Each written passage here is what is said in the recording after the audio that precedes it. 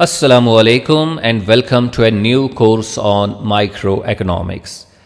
Microeconomics पे इससे पहले भी हमने एक जो सीरीज़ ऑफ लेक्चर्स है वो अपलोड की है ऑन आवर यूट्यूब चैनल और नेस्ट इकोनॉमिक्स, लेकिन वो ग्रेजुएशन क्लासेस के लिए है। इसलिए आज से हम एक नया कोर्स स्टार्ट करने जा रहे हैं जिसमें हम NCERT CBSE लेवल का जो माइक्रोइकोनॉमिक्स है इसको हम कवर करेंगे। तो आज हमारा पहला लेक्चर है और पहले लेक्चर में ऑब्वियसली हम ये देखेंगे कि हम इकोनॉमिक्स किसे कहते हैं, व्हाट इज़ इकोनॉमिक्स, इकोनॉमिक्स में हम क्या करते हैं या इकोनॉमिक्स हम किसे कहते हैं। तो आज के लेक्चर में हम चार चीज़ों पे फोकस करेंगे। एक ये है कि ये जो टर्म इकोनॉमिक्स है इसका मतलब क्या है, और इकोनॉमिक्स को हम स्टडी ऑफ स्कैर्सिटी क्यों कहते हैं, इसको हम स्टडी ऑफ चॉइस क्यों कहते हैं, और इसको हम स्टडी ऑफ ह्यूमन बिहेवियर क्यों कहते हैं। तो ये चीज़ें समझने से हमें ये बात पता चलेगी कि इकोनॉमिक्स में हम क्या करते हैं। तो चलिए पहले टर्म पे फोकस करते हैं। देखिए, जो इकोनॉमिक्स है इसमें हम फैमिली टर्म यूजुअली यूज़ नहीं करते हैं, हम लिखते हैं हाउस होल्ड। एक फैमिली के लिए, घर के लिए टर्म हम हाउस होल्ड लिखते हैं। तो इसलिए यहाँ पे आप देख सकते हैं ये H हमने लिखा है, H मीन्स हाउस होल्ड। अब हर फैमिली या हर हाउस होल्ड जो है इसकी एक इनकम लेवल होती है और इनको एक्सपेंडिचर करना होता है, लेकिन यूजुअली यही होता है कि इनकम जो है वो लिमिटेड होती है और एक्सपेंडिचर जो है इनके पास काफ़ी सारे ऑप्शंस होते हैं जिन पे ये खर्च कर सकते हैं, लेकिन सब चीज़ें ये नहीं कर सकते हैं। इसलिए इनको ये देखना होता है कि किस किस चीज़ पे ये एक्सपेंडिचर करेंगे, क्योंकि काफ़ी सारे ऑप्शंस होते हैं। तो अब इनको क्या करना पड़ता है, इनको जो ये इनकम और एक्सपेंडिचर है इसको मैनेज करना पड़ता है, इसको मैनेज करना पड़ता है। इनको ये देखना पड़ता है कि कहाँ से इनकम कितनी हम हासिल कर सकते हैं और किस किस चीज़ पे हम इनकम को खर्च करेंगे।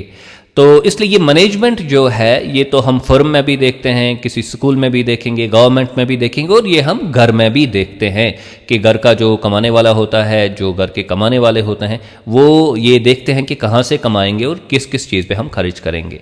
अब इसका ताल्लुक इकोनॉमिक्स के साथ क्या है, देखिए इसका ताल्लुक क्या है। बेसिकली इकोनॉमिक्स जो है ये दो वर्ड्स से बनी हुई एक टर्म है, और ये जो ओरिजिनली वर्ड्स है वो ग्रीक वर्ड्स है, ठीक है। एक है ओइकोस और दूसरा है नेमिन। ओइकोस का मतलब क्या है, हाउस होल्ड, और नेमिन का मतलब क्या है, मैनेजमेंट। तो इसका मतलब ये हुआ कि ओइकोस नेमिन का मतलब है हाउस होल्ड मैनेजमेंट। तो इकोनॉमिक्स का मतलब इसलिए है management of the house hold. अब किस कॉन्टेक्स्ट में management of the house hold, क्योंकि आपकी इनकम जो है वो लिमिटेड होती है और आपका एक्सपेंडिचर जो है वो फिर आपने मैनेज करना पड़ता है। तो इसलिए हम इसे कहते हैं, इकोनॉमिक्स का मतलब क्या है, इसलिए management of the house hold. अब ये जो मैनेजमेंट है ये तो हर जगह होता है, फर्म में होता है, गवर्नमेंट में होता है, घर में होता है, हर जगह होता है जहाँ पे एक्सपेंडिचर इन्वॉल्व होता हो या इनकम इन्वॉल्व होती हो। तो ये आपको याद रखना है, ओइकोस एंड नेमिन। ओइकोस का मतलब क्या है, हाउस होल्ड, और नेमिन का मतलब क्या है, मैनेजमेंट। आगे बढ़ते हैं। इकोनॉमिक्स, आप कुछ बुक्स में ये देखेंगे कि इकोनॉमिक्स दो वर्ड से बना हुआ है। ये जो टर्म है दो वर्ड से बनी हुई है, एक है एको और दूसरा है नोमोस। एको का मतलब क्या है, होम, और नोमोस का मतलब क्या है, अकाउंट। ओके, तो होम अकाउंट यानी कि आप घर का अकाउंट कैसे चलाते हैं, उसको कैसे आप मैनेज करते हैं, वही चीज़, उसी का मतलब है इकोनॉमिक्स, या इकोनॉमिक्स का मतलब है कि आप घर का अकाउंट कैसे मैनेज करते हैं, ठीक है। तो लिटरली इकोनॉमिक्स का मतलब है management of the house hold और होम अकाउंट या accounts of the house hold. तो ये बात अब हमें समझ आ गई कि इकोनॉमिक्स का मतलब क्या है, management of the house hold. अब देखिए यहाँ पे इसको हम ऐसा क्यों कहते हैं इकोनॉमिक्स को। देखिए मसला क्या है, मसला यह है कि आपकी जो वांट्स होती है, कोई भी इंडिविजुअल आप लेंगे तो उसकी वांट्स होती है, ठीक है, जो वो ज़िंदगी में करना चाहता हो। कुछ चीज़ें ज़्यादा ज़रूरी होगी, कुछ कम ज़रूरी होंगी, या कुछ चीज़ें एक फ़र्द के लिए ज़रूरी है, दूसरे फ़र्द के लिए ज़रूरी नहीं है, और दूसरे फ़र्द के लिए जो चीज़ें ज़रूरी है वो जो उसकी वांट्स है वो पहले शायद पहले वाले की नहीं होगी। तो हमारे पास जो है वांट्स होती हैं, ठीक है, और जो वांट्स है वो कैसे फुलफ़िल होती हैं, वो रिसोर्सेज के ज़रिए से फुलफ़िल होती है। फॉर एग्जांपल, आप चाहते हैं कि आपको एजुकेशन मिले, ये एक वांट है आपकी, तो ये कैसे फुलफ़िल होगी, अगर आपके पास मनी होगा, अगर आपके पास पैसा, तो पैसा आपके लिए रिसोर्स बना। इसी तरह आप चाहते हैं कि आपके पास फूड हो, और ये आपको कैसे हासिल होगा? मनी से आप हासिल कर सकते हैं या फिर लैंड से आप इसको उगा सकते हैं। तो लैंड बन गया हमारा रिसोर्स, मनी बन गया हमारा रिसोर्स, और ये जो चीज़ें हम चाहते हैं ज़िंदगी में कि हमारे पास हों, हम हासिल करना चाहते हैं, उनको हम वांट्स कहेंगे। ठीक है, तो ये रही बात वांट्स की और रिसोर्सेज की। अब देखिए वांट्स और रिसोर्सेज के फीचर्स क्या है।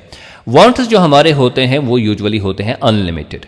अभी अगर आप लिस्ट बनाएंगे अपनी वांट्स का तो बहुत ही बड़ा लिस्ट बन सकता है। आप चाहते होंगे कि मुझे ये भी होना चाहिए, ये भी होना चाहिए मेरे पास, तो बहुत बड़ा लिस्ट बनेगा। तो इसलिए हमारी वांट्स जो है वो अनलिमिटेड होती है। ठीक है, लेकिन हमारे रिसोर्सेज जो है वो लिमिटेड होते हैं। फॉर एग्जांपल आपके पास पैसा कितना है, ये लिमिटेड अमाउंट का होगा। आपके पास लैंड कितनी है, ये लिमिटेड अमाउंट की लैंड आपके पास होगी। या आपके पास कोई फैक्ट्री है तो लिमिटेड अमाउंट की होगी। तो ये जो रिसोर्सेज हमारे पास होते हैं या एक नेशन के पास भी होते हैं, मुल्क के पास भी होते हैं, तो वो लिमिटेड होते हैं। और जो हमारी वांट्स होती है वो क्या होती है? अनलिमिटेड होती है। हम काफ़ी सारी चीज़ें चाहते हैं कि हमारे पास हो। ठीक है, अब यहाँ पे दो टर्म्स यूज हुई है, लिमिटेड एंड स्कार्स। लिमिटेड का मतलब क्या है? महदूद, और स्कार्स का मतलब क्या है? जिनकी किल्लत हो, कमी हो। तो लिमिटेड और स्कार्स हम एक ही सेंस में इकोनॉमिक्स में यूज करते हैं। यानी कि जब आपके रिसोर्सेज जो है वो महदूद होंगे, वो उनका लिमिटेड क्वांटिटी आपके पास अवेलेबल होगी, तो उनको हम कहेंगे रिसोर्सेज आर लिमिटेड और रिसोर्सेज आर स्कार्स। अनलिमिटेड हमारे पास नहीं होते हैं, चाहे पैसे हो या दूसरे रिसोर्सेज हो। आगे बढ़ते हैं। अब देखिए यहाँ पे दूसरा एक मसला है। वांट्स हमारे क्या है? अनलिमिटेड। रिसोर्सेज क्या है? स्कार्स या लिमिटेड। लेकिन जो रिसोर्सेज हमारे पास होते हैं इनके अल्टरनेटिव यूजेस होते हैं। अब आप यहाँ पे समझेंगे कि अल्टरनेटिव यूज हम कैसे कहते हैं। बेसिकली फॉर एग्जांपल आपके पास मनी है तो आप इससे जो है काफ़ी सारी चीज़ें खरीद सकते हैं। ये फॉर एग्जांपल आप कोई बुक खरीदेंगे, या फिर आप इससे जो है क्लोथ्स खरीद सकते हैं, या आप इससे फूड खरीद सकते हैं, या आप इससे लैंड खरीद सकते हैं। तो डिफरेंट चीज़ें तो आप इससे खरीद सकते हैं। तो इसका मतलब ये है कि मनी के मुख्तलिफ इस्तेमालात हैं, डिफरेंट यूजेस है, तो उन्हीं को हम कहते हैं अल्टरनेटिव यूजेस। ठीक है, आगे जाके और आप इस चीज़ को समझेंगे। इसी तरह लैंड है आपके पास। फॉर एग्जाम्पल आपके पास एक पैच ऑफ लैंड है, या तो आप इसको फॉर एग्जाम्पल आप इससे जो है एक हाउस बनाएंगे, या फिर आप एक गार्डन बनाएंगे। ठीक है, या फिर आप बिजनेस के लिए इसको इस्तेमाल करेंगे, या फिर आप एग्रीकल्चर के लिए इसको इस्तेमाल करेंगे। तो लैंड का पीस तो एक ही है, लेकिन आप इसको डिफरेंट यूजेस में लगा सकते हैं। फिर आपने ये फैसला करना होता है कि आप किस यूज में इसको लगाएंगे। यहाँ पे मनी तो आपके पास लिमिटेड है, लेकिन आप इसको डिफरेंट यूजेस में लगा सकते हैं। फिर आपने ये फैसला करना होता है कि किस चीज़ में आप इसका इस्तेमाल करेंगे। तो ये रही बात unlimited wants, limited resources and scarce resources and alternative uses की। अब हम आते हैं असली मुद्दे पर। देखिए, कहते हैं कि economics is the study of choice. तो इसका मतलब क्या है? वांट्स हमारी क्या है? अनलिमिटेड है। रिसोर्सेज क्या है? लिमिटेड, और इनके अल्टरनेटिव यूजेस हैं। तो इसका मतलब तो ये है कि आपने चॉइस करनी है, आपने फैसला करना है कि आप कौन सी वांट्स को फुलफिल करेंगे। फॉर एग्जाम्पल आपके पास डिफरेंट वांट्स है, ओके, तो आपने तो फैसला करना है अब कौन सी वांट आप फुलफिल करेंगे। अब आप कहते हैं कि मैं सबकी सब वांट्स फुलफिल करूंगा, लेकिन आपके पास रिसोर्सेज जो है वो लिमिटेड है, इसलिए आपको चॉइस करना है। इसी तरह आपके पास रिसोर्सेज है, तो रिसोर्सेज के डिफरेंट यूजेस हैं। ठीक है, तो आपने ये चूज करना है कि आप किस इस्तेमाल में इसको लगाएंगे, तो चॉइस वहाँ पे भी आपको करनी है।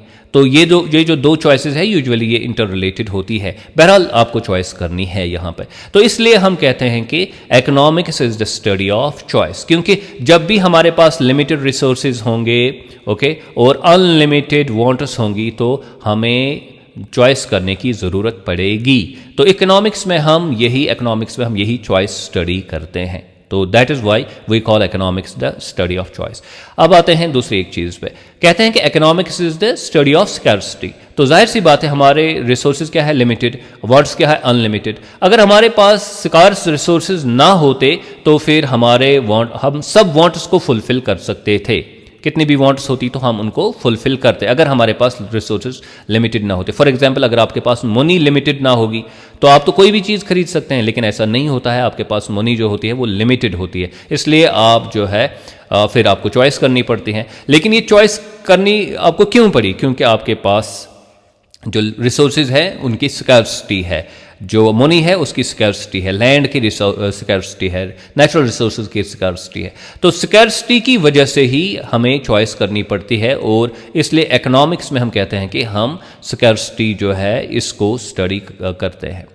और जाहिर सी बात है जब स्कैर्सिटी होगी तब चॉइस होगी, तो ये चीज़ आप समझ सकते हैं। आइए अब एक एग्जाम्पल लेते हैं। यहाँ पे आपके पास 2000 रुपया है, ठीक है, और आप इससे बुक्स खरीद सकते हैं, उनका प्राइस भी 2000 है। या आप इनसे क्लोथ्स खरीद सकते हैं, उनका प्राइस भी 2000 है। या आप इससे शूज़ खरीद सकते हैं, फॉर एग्जांपल, उनका प्राइस भी 2000 है। या आप फूड खरीद सकते हैं, फॉर एग्जांपल, इसका प्राइस भी 2000 है। सपोज ऐसा समझेंगे हम। तो जाहिर सी बात है अब सब के सब तो आप नहीं खरीद सकते इन 2000 से, तो अब आप क्या करेंगे? आपने इन 4 ऑप्शंस में एक ऑप्शन को सिलेक्ट करना है, यानी कि आपने चॉइस को एक्सरसाइज करना है, आपने डिसीजन लेना है। तो इकोनॉमिक्स में हम यही चॉइस स्टडी करते हैं, क्योंकि अल्टरनेटिव यूजेस होते हैं या स्कार्सिटी होती है। तो इसलिए हम कहते हैं economics is a study of choice of scarcity as well, ठीक है। तो डिसीजन मेकिंग हम इसमें देखते हैं। हम ये देखते हैं कि ये बंदा कैसे डिसाइड करता है, कौन से फैक्टर्स इसमें इन्वॉल्व होते हैं कि जब वो डिसीजन लेता होता है, ठीक है। तो ये चीज़ आपने समझी। अब फाइनली हम आते हैं इस चीज़ पे कि इकोनॉमिक्स को हम कहते हैं कि स्टडी ऑफ ह्यूमन बिहेवियर। क्यों ऐसा कहते हैं? क्योंकि हमारी वांट्स क्या है, वो है अनलिमिटेड, हमारे रिसोर्सेज क्या है, वो है लिमिटेड। फिर हमें क्या करनी पड़ती है? चॉइस। अब चॉइस का मतलब क्या है? चॉइस का मतलब ये है कि आपने डिसीजन करना पड़ता है, ठीक है। और जब आप डिसीजन लेते हैं तो आपका बिहेवियर सामने आ जाता है, ठीक है। तो डिसीजंस की वजह से ही तो आप पर्टिकुलर तरीके से बिहेव करते हैं। तो जब आप डिसाइड करते हैं तो आपका एक खास किस्म का बिहेवियर सामने आ जाता है। तो हम ये कह सकते हैं कि हम स्कार्सिटी स्टडी करते हैं, चॉइस स्टडी करते हैं इकोनॉमिक्स में, या डिसीजन स्टडी करते हैं, या फिर हम बिहेवियर को, ह्यूमन बिहेवियर को स्टडी करते हैं। तो असल बात यह है कि इकोनॉमिक्स में हम ह्यूमन बिहेवियर स्टडी करते हैं। कब स्टडी करते हैं? जब इंसान के पास लिमिटेड रिसोर्सेज होते हैं और अनलिमिटेड वांट्स होती हैं। तो इस कॉन्टेक्स्ट में वो कैसे फैसले करता है, कौन सी चीज़ें उसके लिए इंपॉर्टेंट होती है, तो वो सब चीज़ें हम समझने की कोशिश करते हैं इन इकोनॉमिक्स। और फाइनली हम एक मुख्तसर सी डेफिनेशन यहाँ पे लेंगे। नेक्स्ट लेक्चर में हम डेफिनेशंस को डिस्कस करेंगे, तो उसके ज़रिए से हम समझेंगे कि इकोनॉमिक्स हम किसे कहते हैं। देखिए, इकोनॉमिक्स इज़ अ स्टडी, एक सब्जेक्ट है, वो तो हम समझते हैं। हाउ वी मेक चॉइसेस, उसमें हम ये स्टडी करते हैं कि हम चॉइसेस कैसे करते हैं, डिसीजंस कैसे लेते हैं, क्यों लेते हैं, कौन से फैक्टर्स इन्वॉल्व होते हैं। तो ये सब चीज़ें हम स्टडी करते हैं।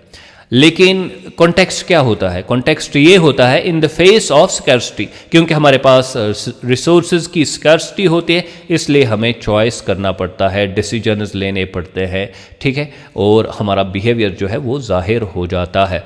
तो economics is the study of how we make choices in the face of scarcity. तो ये सिंपल एक डेफिनेशन आप अपने जहन में रखेंगे। तो आज के लेक्चर में हमने ये समझा कि इकोनॉमिक्स हम किसे कहते हैं, और इसमें हमने 4 चीज़ें स्टडी की। टर्म इकोनॉमिक्स का मतलब क्या है, स्कार्सिटी हम इसे क्यों कहते हैं, साइंस ऑफ स्कार्सिटी या स्टडी ऑफ स्कार्सिटी, इसको हम स्टडी ऑफ चॉइस क्यों कहते हैं, या स्टडी ऑफ ह्यूमन बिहेवियर क्यों कहते हैं। तो ये सब चीज़ें आज के लेक्चर में हमने अंडरस्टैंड करने की कोशिश की। आई होप कि आपने आज का लेक्चर अच्छे से अंडरस्टैंड किया होगा।